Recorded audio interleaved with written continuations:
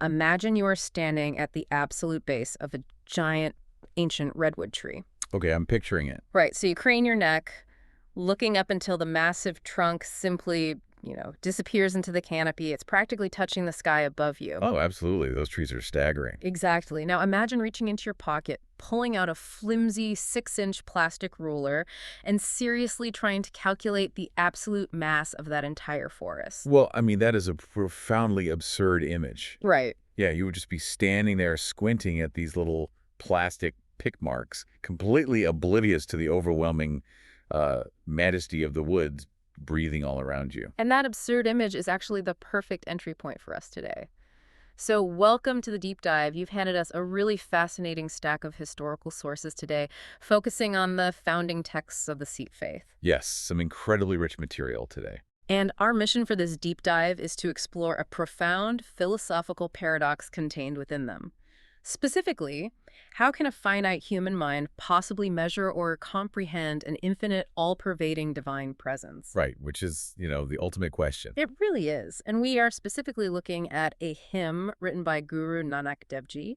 This is found in Rag Soohee of the Guru Granth Sahib. Yeah, and what makes the source text you provided so remarkable for this exploration is its absolute grounding in the gritty, everyday world. Okay, how so? Well, this is highly elevated, reverent spiritual poetry, right? But the language it uses is the pragmatic language of commerce. Like literal marketplaces. Exactly. We're dealing with literal scales, weights, and marketplace appraisers. It maps out this grueling journey from seeking external, measurable validation to, finding a profound internal focus. Okay, let's unpack this. Because the text kind of drops you right into the middle of that paradox without any warning. It really does not pull any punches. No, it doesn't. The opening lines ask a series of desperate questions. It says, what scale, what weights, and what assayer shall I call for you, Lord? From what guru should I receive instruction? By whom should I have your value appraised? Right. And then it immediately points out the fundamental flaw in these questions by stating, you pervade the water, the land, and the sky. You yourself are all-pervading. So what's fascinating here is the psychological precision of those commercial metaphors. Yeah, I mean, why specifically an assayer? Well, to really grasp this, we have to consider the socioeconomic backdrop of 15th century Punjab. Okay, paint that picture for me. So this was a society deeply entrenched in trade routes. The marketplace was the center of life. It was a world defined by rigid boundaries, transactions, and ledgers. So very metric-driven in a way. Highly metric-driven. If you had an uncut gemstone, you didn't just guess its value. You took it to a saraaf, and a professional assayer, who possessed the exact calibrated scales, the precise weights, and the trained eye to dictate its objective worth. Got it. And, I mean, human nature hasn't changed. We measure things to control them. Oh, 100%. To commodify them, we put a boundary around an object so we can say, I understand this, I own this, I can trade this. That is the core human instinct. We want a ledger for reality. Right. But the hymn is posing an impossible paradox. Who is qualified to act as the assayer for the infinite? Yeah, where do you find a scale massive enough to hold something that literally has no edges? Exactly. The human urge is to quantify the divine, right? To put God on a scale.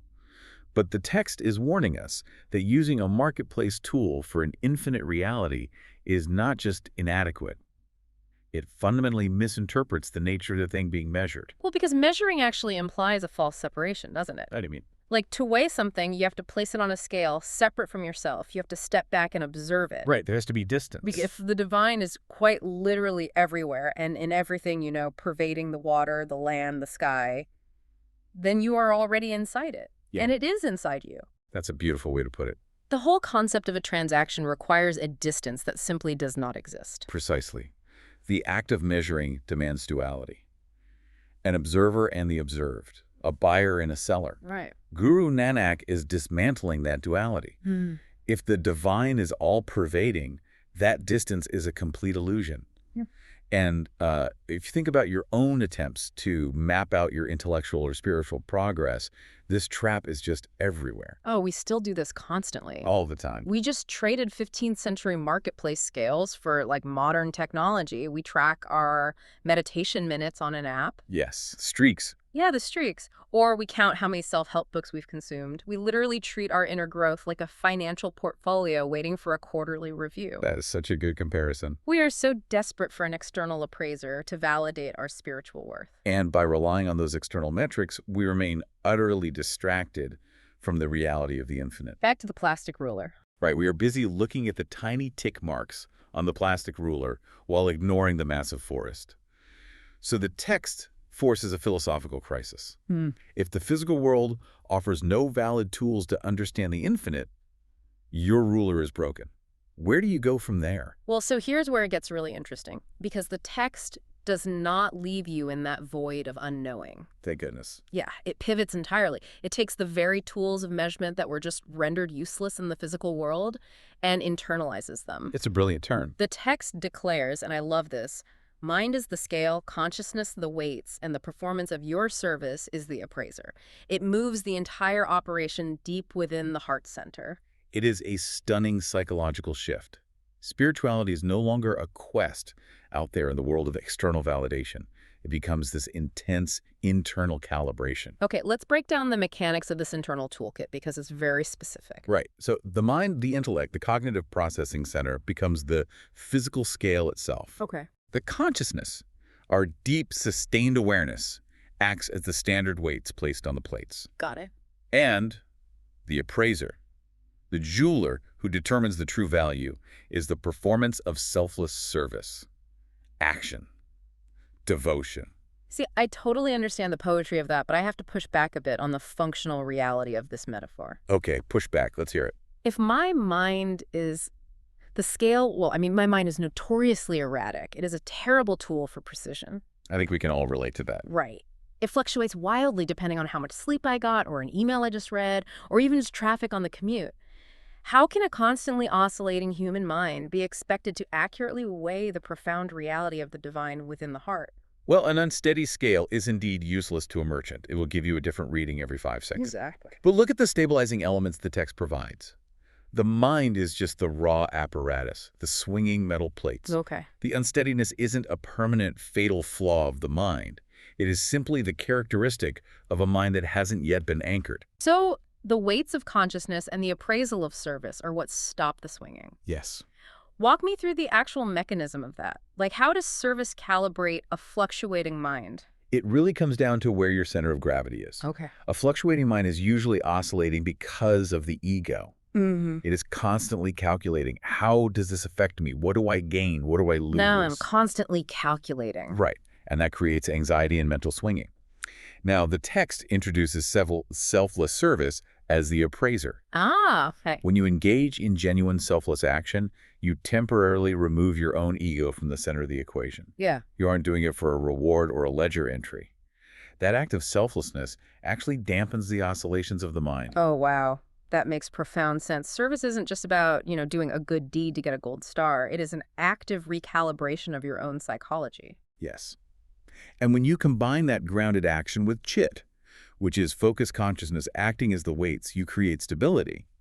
You give the mind the necessary mass to resist the fleeting breezes of anxiety or distraction. It's an active practice, then. Highly active. The act of internalizing these tools is a continual process. You don't just magically possess a balanced mind forever. You have to continually apply the weights of consciousness and the calibration of service to maintain that equilibrium. And once you achieve that internal equilibrium, the text says you focus your consciousness deep within the heart to find the divine. Exactly. But just as you feel you've grasped the mechanics of this inner scale, the hymn kind of pulls the rug out from under you yet again. It does. It takes you to a whole new level. We hit this incredibly soaring, cosmic realization. The text says, and this gave me chills, you yourself are the balance, the weights, and the scale. You yourself are the weigher. You yourself see, and you yourself understand. You yourself are the trader. If we connect this to the bigger picture, we are witnessing the ultimate collapse of all remaining duality. Which is massive. It is.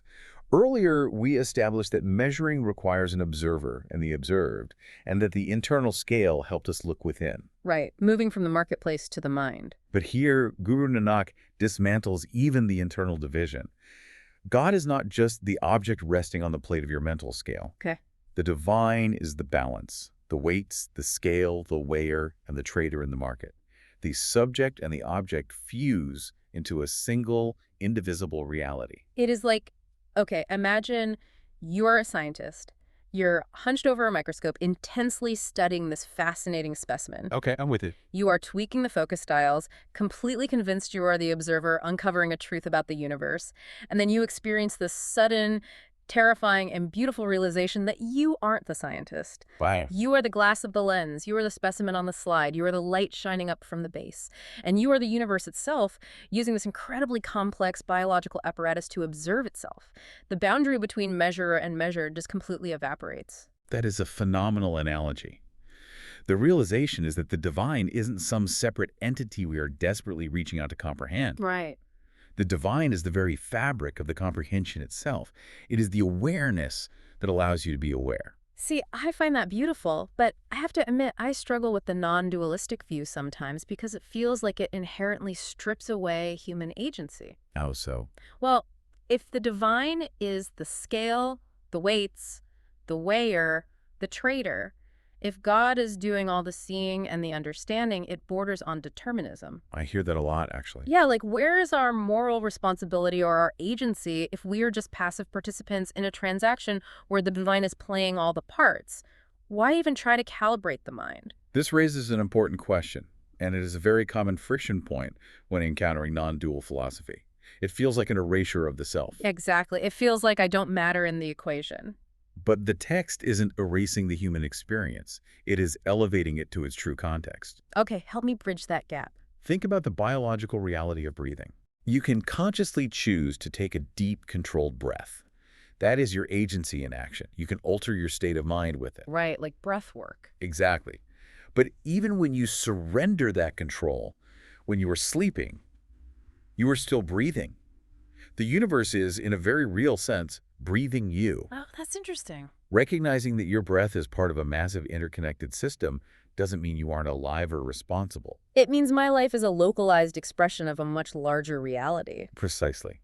In this context, letting go of the idea that you, as an isolated ego, are the one doing all the heavy spiritual lifting is incredibly liberating. I can see how that takes a lot of the pressure off. It is an invitation to surrender the ego's desperate need to control the outcome of the trade. The anxiety of, am I measuring God correctly, devolves when you realize the capacity to understand is itself divine. So it's the realization that my attempts to quote-unquote measure the divine were just my ego trying to force the infinite into a manageable human-sized box. Exactly, a little ledger entry. Surrendering that illusion doesn't make me a robot. It allows me to stop fighting the current and become a conscious participant in the divine flow. Yes, beautifully said. When the text says, you yourself see and you yourself understand, it is taking the immense pressure off the fragile human ego. The infinite is already functioning within you. You are just removing the static. Incredible. So we've escalated from a bustling 15th century marketplace into the quiet focus of the human heart, and finally into the total collapse of the universe into one divine breathing whole. It is quite the journey. It is a cosmic climax. You would completely expect the text to just fade out on that soaring, triumphant note. Many philosophical texts would do exactly that. Yeah. They would leave you residing up there in the abstract heavens. But this one doesn't, and honestly, this is the part that hit me the hardest. The transition in stanza 4. Yes. After dissolving the universe into perfect unity, the text brings us crashing violently back down to the gritty, frustrating reality of the human condition. It really does. It describes the mind as a blind, low-class, wandering soul that comes for a moment and departs in an instant. It asks, in its company, Nanak dwells, how can the fool attain the Lord? It is a brutally honest transition. We go from the ultimate cosmic perspective right back into the mud of daily psychology. It's jarring, but so real. The text describes a state of spiritual entanglement, a mind constantly chasing fleeting, superficial desires.